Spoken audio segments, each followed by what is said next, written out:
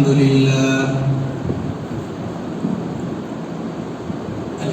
لله نحمده ونستعينه ونستغفره ونؤمن به ونتوكل عليه ونعوذ بالله من شرور أنفسنا ومن سيئات أعمالنا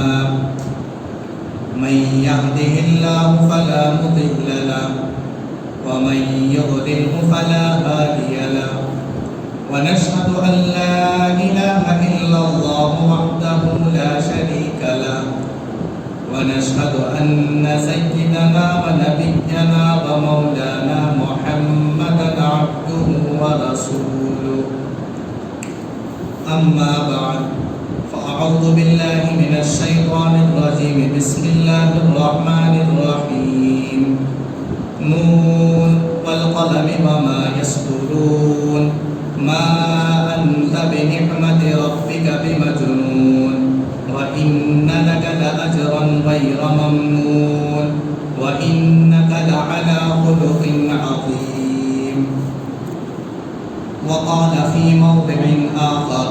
لقد كان لكم في رسول الله أسوة حسنة. وقال النبي صلى الله عليه وسلم المسلم من سلم المسلمون من لسانه ويده. صدق الله العلي العظيم وصدق رسوله النبي الكريم ونحن على ذلك لمن الشاهدين والشاكرين والحمد لله رب العالمين.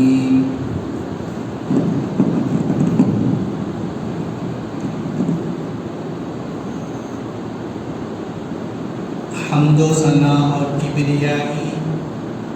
خدائے بزرگ و برتر رب العالمین کے لیے، درود و سلام آقائے دو جہان، رحمت کائنات، فخر موجودات، خاتم النبیین، امام المرسلین، سید الاولین والآخرین، خاتم الرسل، ہادی السبل، احمد مجتبی، محمد المصطفیٰ، پیغمبر اعظم صلی اللہ علیہ وسلم کے لیے، بلغ العلا بکمالہ کشف الدجی بجمالہ، بلغ العلا بکمالہ کشف الدجی بجمالہ، حسنت جمیع خصالہ صلوا علیہ وآلہ. محترم سامعین اکرام، اللہ رب العزت کا بے انتہا فضل اور کرم ہوا کہ اللہ رب العزت نے مجھے آپ لوگوں کے سامنے کچھ دیر لب کشائی کی توفیق دی.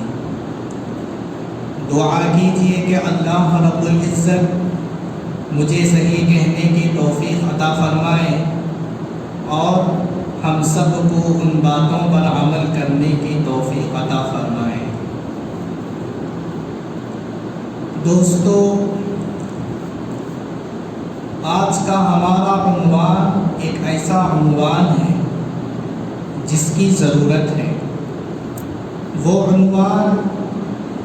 نہ سیاست سے متعلق ہے، وہ عنوان نہ تجارت سے متعلق ہے، وہ عنوان نہ امامت سے متعلق ہے، وہ عنوان نہ خطابت سے متعلق ہے، وہ عنوان نہ سیادت سے متعلق ہے، بلکہ محسنی انسانیت، رحم و کرم کے پیکر، رب العالمین کے محبوب، رحمت للعالمین، میرے اور آپ کے آقا تاجدار مدینہ محمد عربی صلی اللہ علیہ وسلم کے اخلاق کریمہ اور عظیمہ کے متعلق ہے. حضرات، پروردگار عالم نے اپنے محبوب صلی اللہ علیہ وسلم کو دنیا میں ایسے وقت مبعوث فرمایا جب دنیا کے حالات بگڑے ہوئے تھے، لوگوں کے عقائد و معاملات طور و طریقت، رہن و سہن، تجارت و حرفت، اخلاق و کردار کے لحاظ سے اس روئے زمین میں کسی انسان میں تلاش کرنے سے بھی نہیں ملتی تھی، بلکہ انسانیت کا نقشہ بدلا ہوا تھا، عابد اور معبود میں افتراق پیدا ہو چکا تھا، صحیح طور و طریقت سے عاری ہو چکے تھے، اخلاق اور کردار سے کافی دوری پیدا کر چکے تھے۔ ضرورت تھی کہ اس روئے زمین میں انسان کو انسان بنانے کے لیے، عقائد و معاملات کی درستگی کے لیے، صحیح طور و طریقت کے سدھار کے لیے، اخلاق کو پیش کرنے اور عملی جامہ پہنانے کے لیے میرے آقا صلی اللہ علیہ وسلم کی بعثت ہو، کیونکہ صدیوں سے ایسے اخلاق کے حامل محسنی انسانیت رسول اللہ صلی اللہ علیہ وسلم کے اخلاق کے بارے میں توریت، زبور، انجیل کے ذریعے نسلاً بعد نسل سنائی جا رہی تھی۔ وہ وقت آ گیا، میرے آقا صلی اللہ علیہ وسلم اس دنیا میں تشریف لائے، میرے آقا صلی اللہ علیہ وسلم کے اخلاق بھی عمدہ، عمل بھی عمدہ، عبادت بھی عمدہ، ریاضت بھی عمدہ، دیانت بھی عمدہ، عادت بھی عمدہ، سیرت بھی عمدہ، شرافت بھی عمدہ، مزاج بھی عمدہ، سنت بھی عمدہ۔ تبھی تو ہم کہتے ہیں کہ تلوار کی باری بعد میں آئی، پہلے میرے آقا صلی اللہ علیہ وسلم نے اپنے اخلاق پیش کیے، شیرین کلام پیش کیا، دشمنوں کے حق میں دعائیں دی، ایک طرف کفار مشرکین کی اذیتناک، دردناک، تکلیف دہ باتیں ہوتی، تو دوسری طرف میرے آقا صلی اللہ علیہ وسلم کے اخلاق کریمہ ہوتے، دعا کے لیے دست مبارک اٹھا ہوا ہوتا۔ اللہ اللہ، ایسا پیارا نبی کہ ایک طرف اہل مکہ دشمنی کرتے تو دوسری طرف میرے آقا صلی اللہ علیہ وسلم کے پاس ان کی امانتیں ہوتی، صادق اور امین کے لقب سے پکارتے۔ دوستو، جب سرور کائنات رسول اللہ صلی اللہ علیہ وسلم نے مکے میں توحید کا پرچم لہرایا تو ہر ایک کی نگاہ میرے آقا صلی اللہ علیہ وسلم کی طرف اٹھی۔ کسی نے امانتیں رکھ کر آزمایا، کسی نے گالیاں دے کر آزمایا، کسی نے تانا دے کر آزمایا، کسی نے کوڑا ڈال کر آزمایا، کسی نے پھندا ڈال کر آزمایا، کسی نے دیوانہ کہہ کر آزمایا، کسی نے مجنون کہہ کر آزمایا، کسی نے دوست بن کر آزمایا، کسی نے مہمان بن کر آزمایا، لیکن میرے آقا صلی اللہ علیہ وسلم اپنے عمدہ اخلاق کے ذریعے ہر ایک کو خوش کر دیا، کسی کو ناراض نہیں کیا۔ آئیے میرے آقا صلی اللہ علیہ وسلم کے اخلاق کے بارے میں دوسرے یہودیوں سے معلوم کرتے ہیں کہ بتائیے میرے آقا صلی اللہ علیہ وسلم کے اخلاق کیسے ہیں۔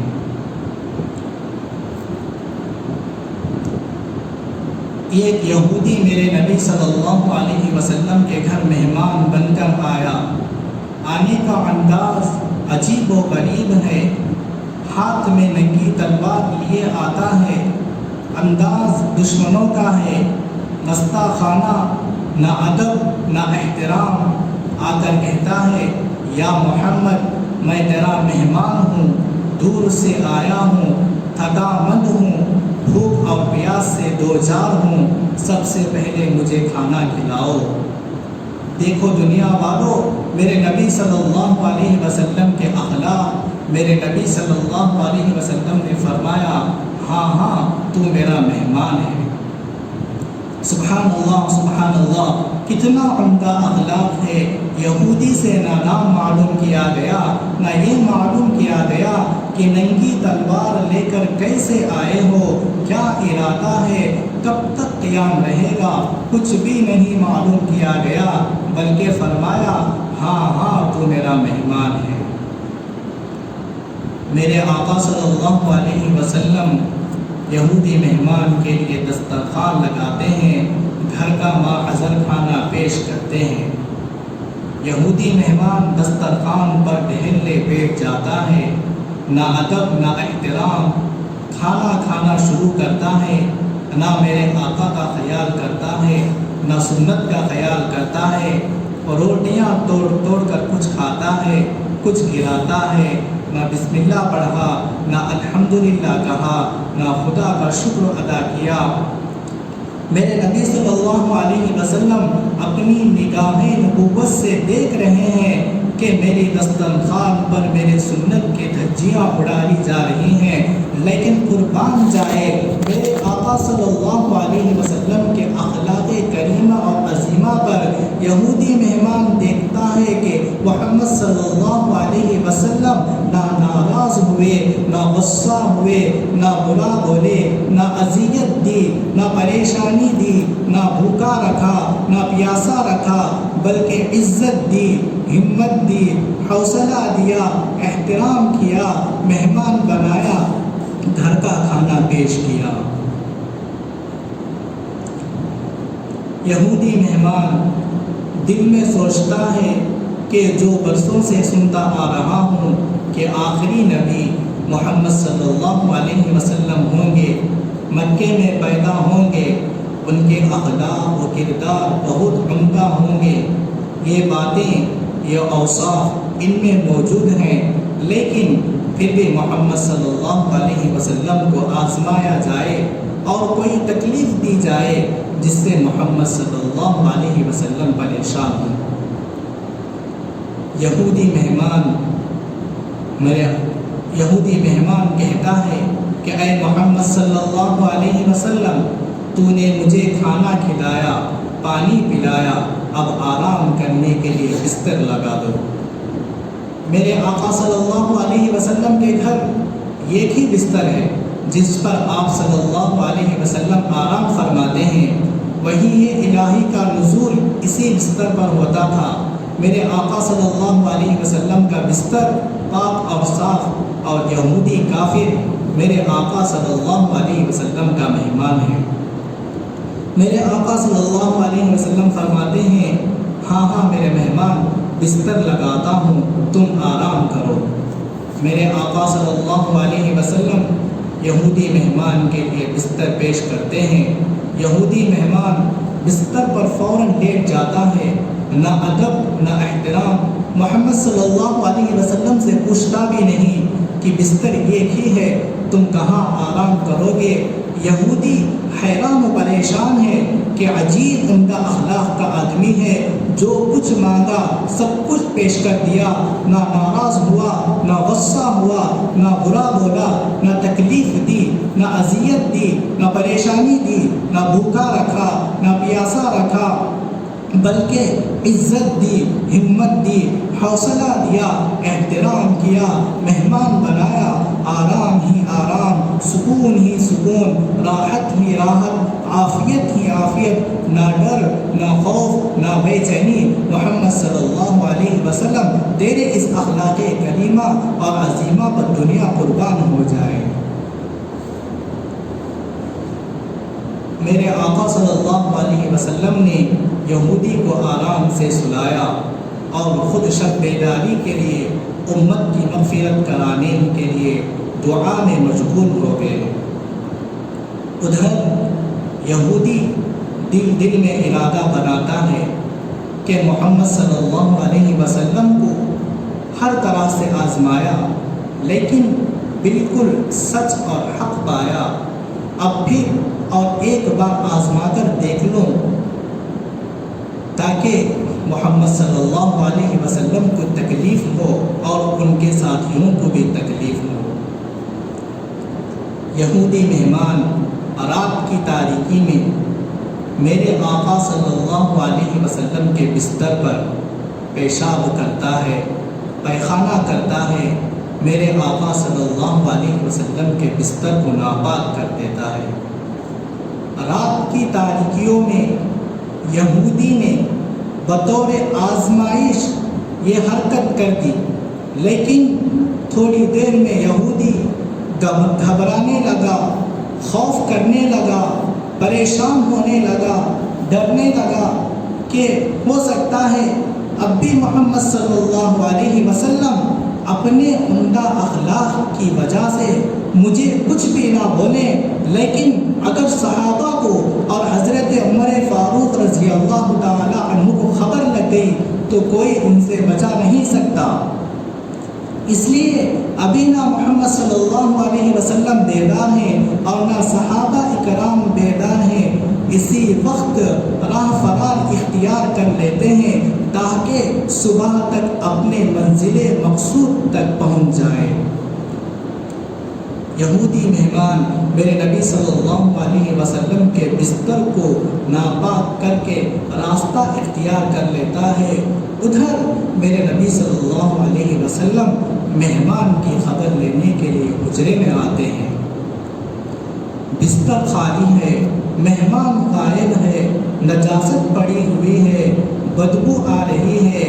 پیشاب سے بستر تر ہے۔ میرے آقا صلی اللہ علیہ وسلم پریشان ہو گئے، فکر کرنے لگے، ادھر ادھر دیکھنے لگے، مہمان کہیں دور تک نظر نہیں آیا، میرا مہمان کہاں چلا گیا؟ میں نے اسے تکلیف دی، اسے تکلیف ہوئی، ہم نے خبر نہیں لی۔ رب دو جہاں مجھے درگزر فرما،